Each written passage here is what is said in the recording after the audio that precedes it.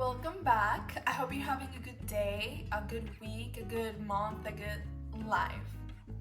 Today, we're going to address something that has been bothering me for the last week.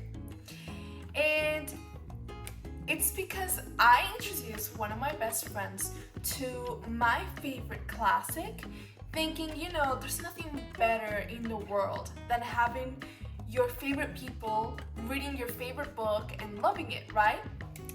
Well, turns out she didn't like it.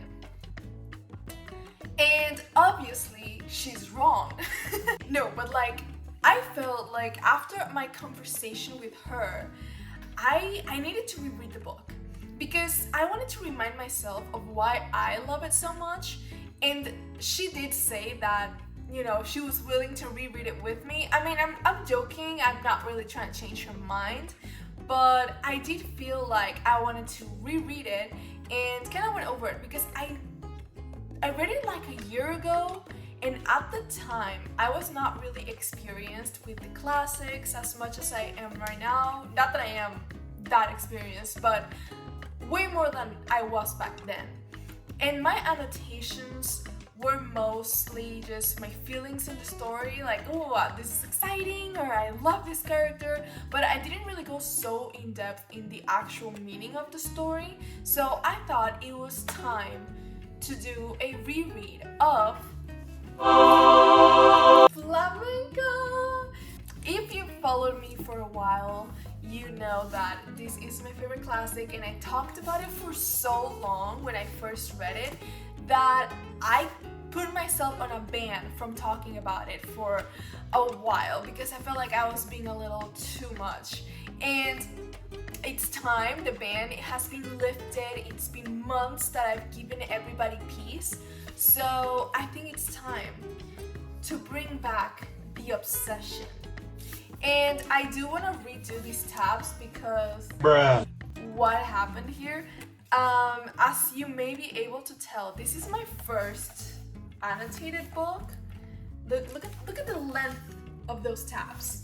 And I think I mentioned before these pens I bought that have like a little, like one of the two sides has little flowers and hearts and you can use them to underline, but they're so hard to do a straight line. And I wish I never tried it because, oh my god, that will bother me for the rest of my life. But it's a memory. It's a memory from the mistakes that were made. And yeah, we're going to be rereading it. I will be doing like a reading vlog, so I will be coming back for updates as I keep going in the story and giving you my opinions and maybe things that I didn't realize the first time I read it. But it's going to be a fun adventure, and hopefully by the end of this, if my friend is watching, she will understand where she went wrong. And this is a short story. It's really easy to read. There are a couple words that I had to Google. There are actually many words that I had to look up, but that's okay. We're here to learn. And I highlighted them in blue, so every time I see a little blue mark, I know that's a word I didn't know, and I just wrote the meaning right next to it. But it's a short story. It has 23 chapters, I think. Let me see. It has 23 chapters, but the last chapter starts in page 170. So yeah, it's less than 200 pages long. I know I said this is the book for the week, but this is probably the book for today.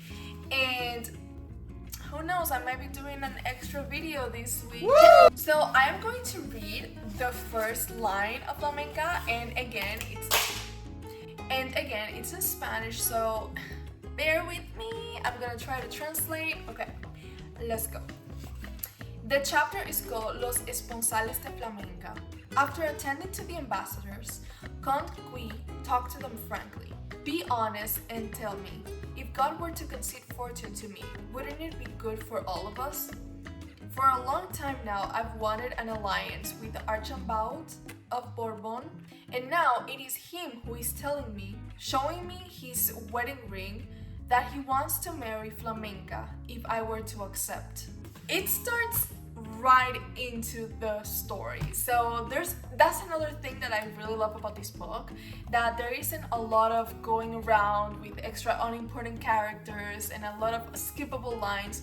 This story is really straight to the point, and every single line is essential to the story, and I personally struggle with that. Like, sometimes when I'm reading, I get a little lazy, I get a little distracted, I may go over 1 or 2 lines because I can tell this is like just background information on a character that's not that relevant and blah blah blah.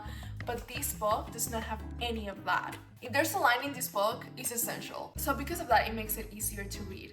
But yeah, the first line of the story, we have Flamenca's dad talking about how he always wanted an alliance with this man, and now he's offering a ring for her daughter, and now he's offering a ring for his daughter. So there's a little drama going on, but we love Flamenca, and I'm gonna say the story is not necessarily about what Flamenca does about it, but it's more like an analysis of what it used to be like for women and a criticism to it.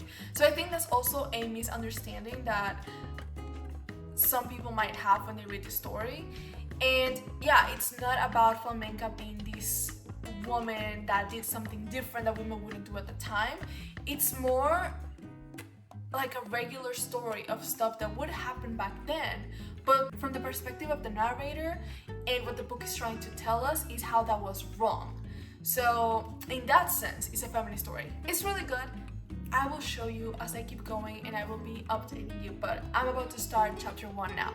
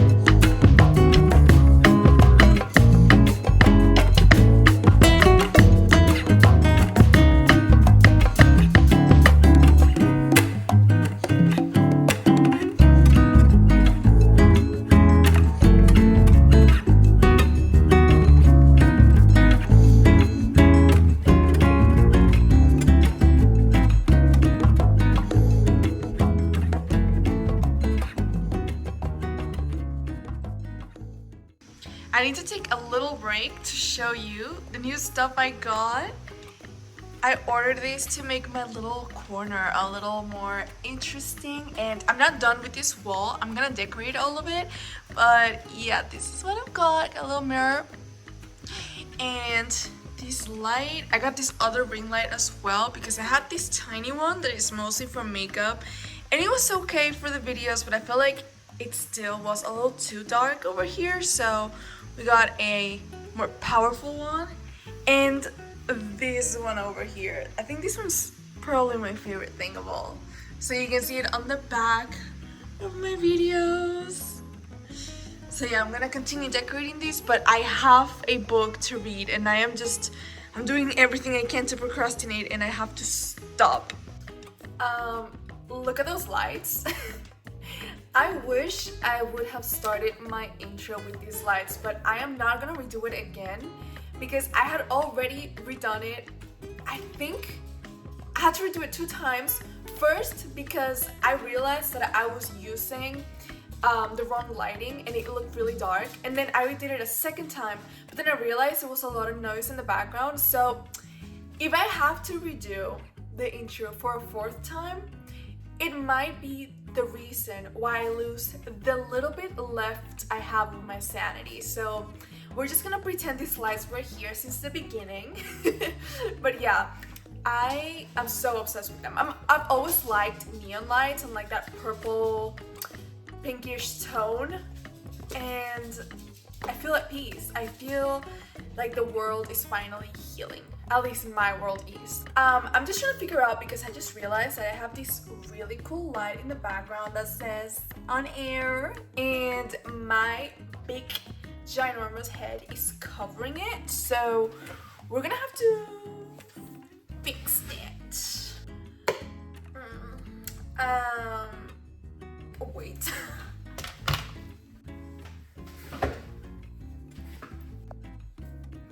Okay, if I could just stop and focus, that would be amazing. Let's talk about the real reason why we're here. Flamenca. I love this book. We are going to jump right in. So the first chapter, Los Esponsales de Flamenca.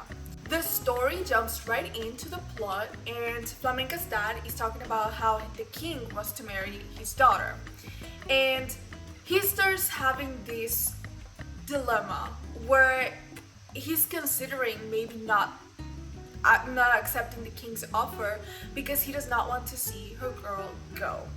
And I'm gonna read to you all of my annotations. I'm gonna mention all my highlighted moments because those are the moments that I feel like I want to talk about. So we're gonna read it all, okay? Here there is a part where he says, preferiría que fuese una simple castellana, mientras pudiese verla una vez a la semana o al mes o al año, a que fuese reina coronada pero ya no la viese nunca más.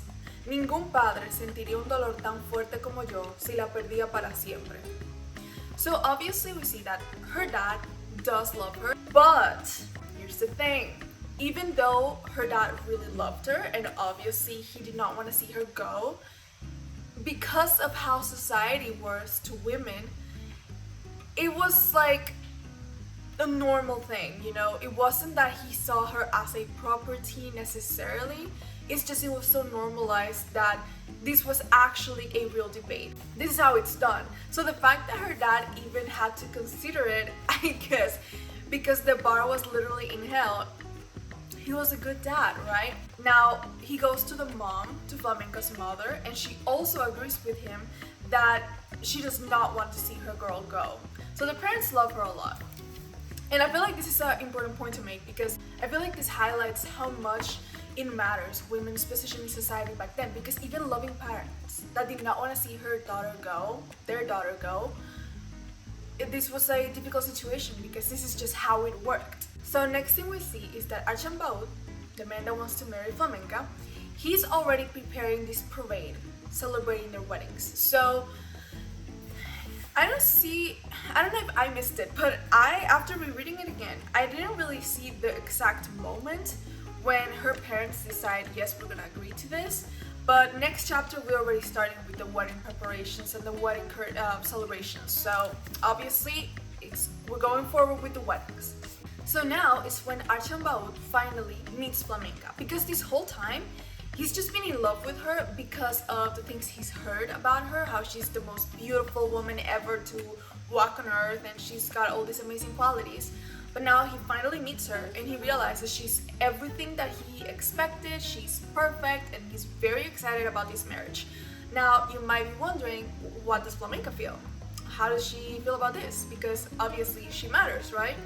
Well, this is one of my many highlighted moments in this page alone, and it's her talking to her dad about the fact that he already accepted to this deal, and she says, Señor, bien mostráis que os pertenezco, si me entregáis tan fácilmente, pero ya que así lo deseáis, consiento en ello.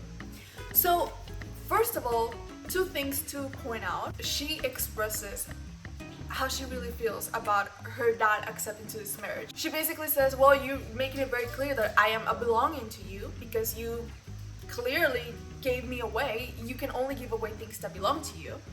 And also, she very clearly states that she did not agree to this. She's only agreeing because her father did. So her consent wasn't really her consent, but more just like accepting her fate.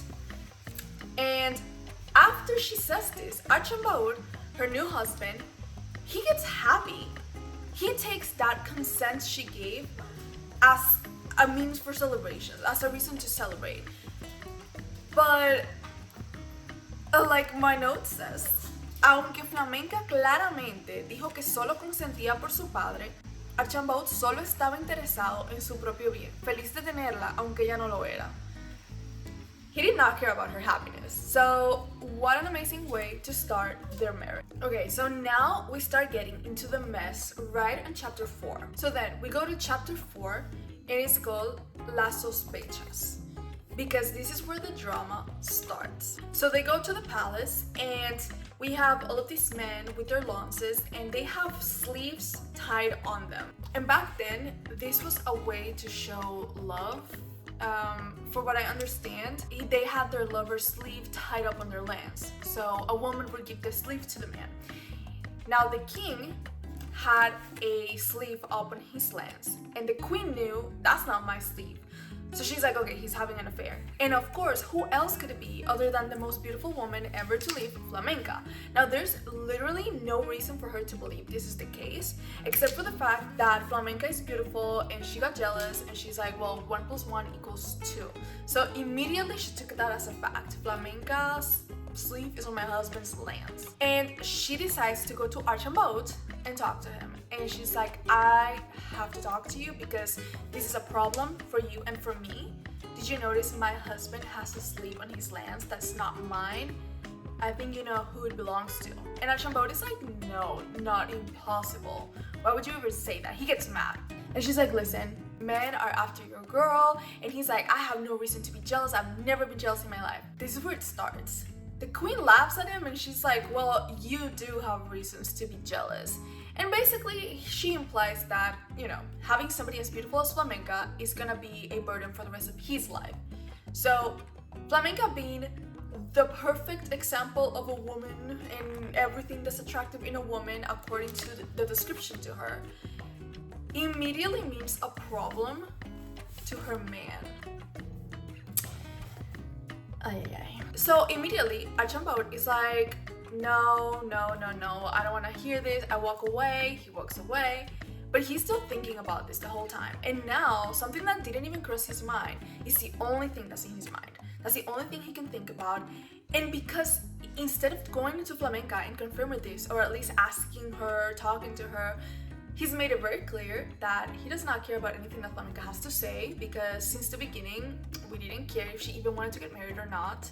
So he immediately takes this as a fact and he starts thinking about it in his head. After a while of him going over and over this idea and confirming to himself, yeah, this happened, this is true, this is the evidence, and making up a whole lot of made up story in his head, he's ready to confront her. But by this time, he's so angry because he's already convinced himself that his wife is cheating on him, that he's ready to turn violent towards her. The husband that received her as a possession, that's what he sees her as. And when he's already thinking about all of these alleged cheating that she's doing, that he's convinced himself of, he's also reaffirming to himself, I have the right to act upon this because she's mine and she has no right to do this to me. So he decides that the problem is that because she's so beautiful and so amazing, and nobody's allowed to see her. Everybody that sees her is falling in love with her. Now it's not only that king situation. Now he's convinced himself that any man that walks by her wants something with her and that she also wants it too. Just because she looks at a man, oh, she's asking for it. That's what he thinks. And he says, yo ya no quiero ser su pastor. Mal pastor es el que estropea sus cosas y cuida las de los demás. See, he's already referring to her as a thing. And not only, oh my god, I'm getting heated. Not only is she a thing, but also his mindset that now she's not just his thing, but because she's interacting with other men, she's everybody else's thing. And he's like, well, I'd be dumb if I'd be taking care of every other man's thing, so I gotta make sure that she knows she's my thing, because I'm not dumb. I'm not gonna be doing this. Okay. Si no soy capaz de controlar a una dama, ¿Cómo iba a levantar la columna que está en el suelo en San Pedro de Roma? Y difícilmente arrasaría Doma si no puedo dominar a una muchacha. He's making it clear that it's now not only about his relationship with Flamenca and how he thinks that his wife is cheating on him, but also now it's his ego in play, because he's saying, if people see that I cannot control a woman, how are they gonna trust me in controlling a country? So now he has to demonstrate that he has the ability to control a whole nation by controlling his wife, by making her an example of what happens when you mess with him. And after he lets all of these feelings, mind you, this is still before he even talks to her. This is all based on his assumption and a rumor he heard. He's already at the point where he's getting so angry that he's thinking about physically threatening her. But not only that, he's already justifying himself. He's already convincing himself that not only is he allowed to do this, but that it'll be the right thing to do. He says, no tengo hueso, nervio ni pulpa que no me duela por vuestra culpa. Por eso siento tanto que estéis así, sin recibir la parte que os corresponde. He's justifying himself, and he understands that because she hurt him emotionally, then he's allowed to hurt her physically. And when she asks him, like, what are you talking about? He gets angry. He's like, don't talk back to me. I already know everything. Don't treat me like a fool. I don't need to hear your side of the story. So he decides that the only way to keep his wife by his side and avoid anybody else from looking at her is that he's just gonna lock her up in his castle. And he's gonna make sure that nobody ever sees her and that she can't ever see anybody else except for her ladies that help her and take care of her, which become her only friends. And I love that they have an amazing relationship, to the point that I was surprised that I even found myself laughing at some parts. Like, they genuinely have such a cute relationship, and I think that highlights a lot because of the contrast of her relationship with the men in her life and then the relationship with the women in her life. It's like such a big contrast and a big reflection of how much support you can receive from other women, especially because they see how much she's suffering and they put themselves in a situation that they didn't have to be in just to keep her company. Because when she's locked, the ladies get locked with her and they always follow her around. Even when Archambault is mad at them and whatever, they joke around with Flamenca, they're trying to lift up her spirits, they try to cheer her on. But then we meet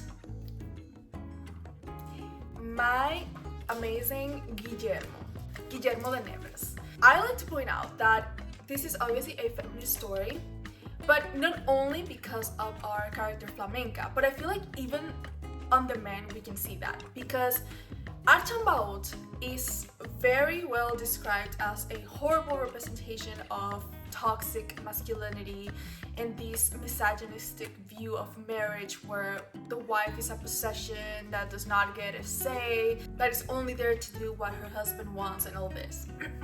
But then when we meet Guillermo, we see more of what masculinity should be, like a healthy version of masculinity.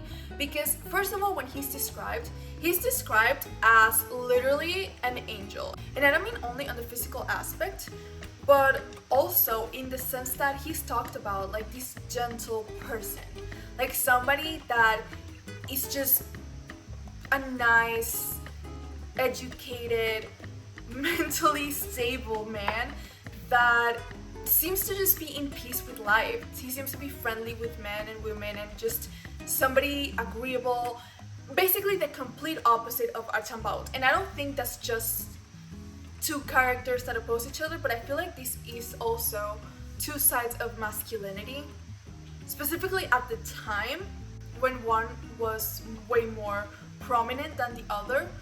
But yeah, I think Guillermo is supposed to represent just a more healthy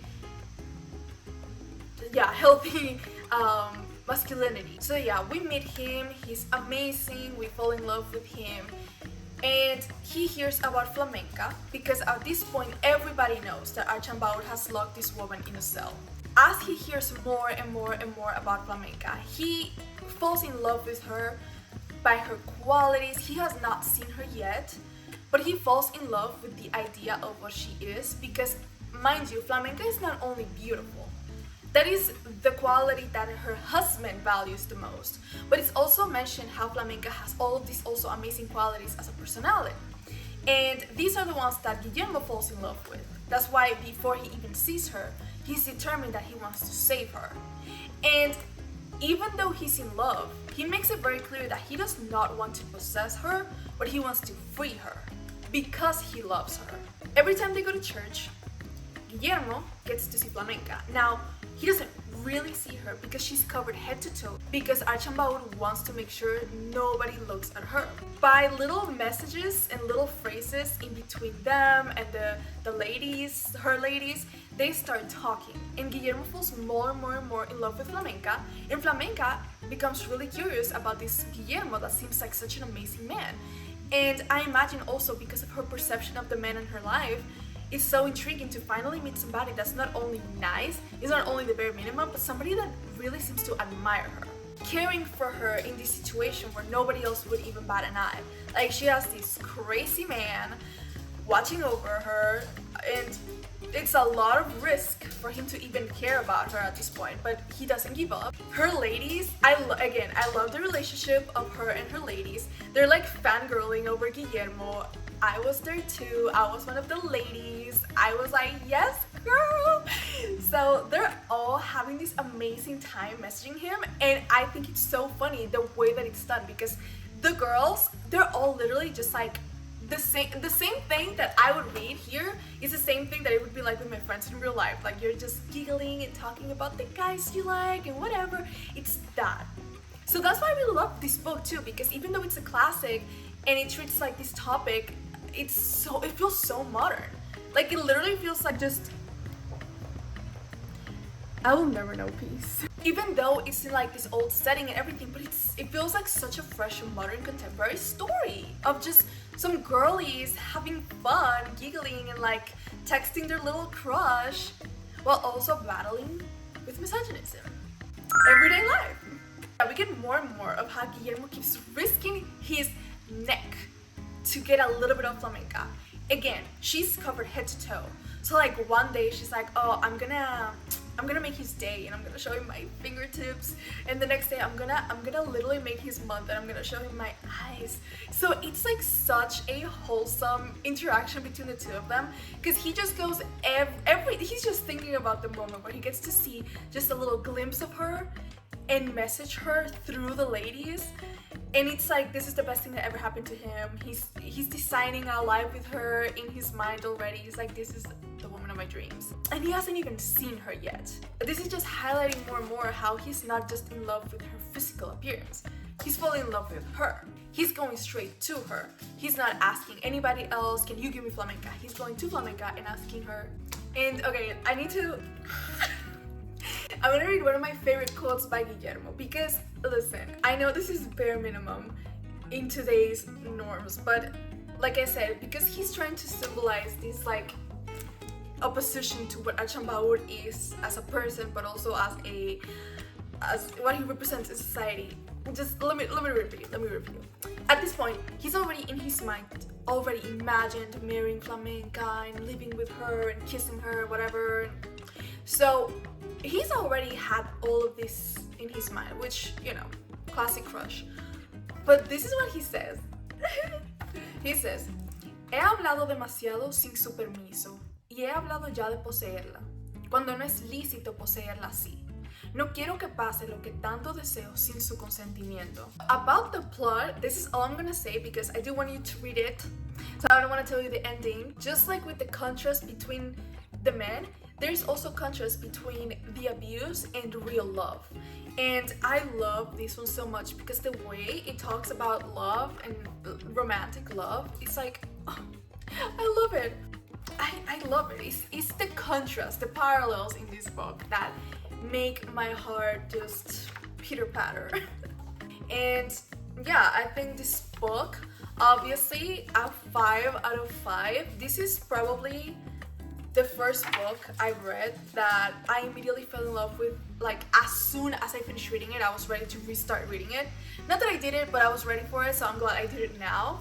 And there is not a single page in this book that I did not like.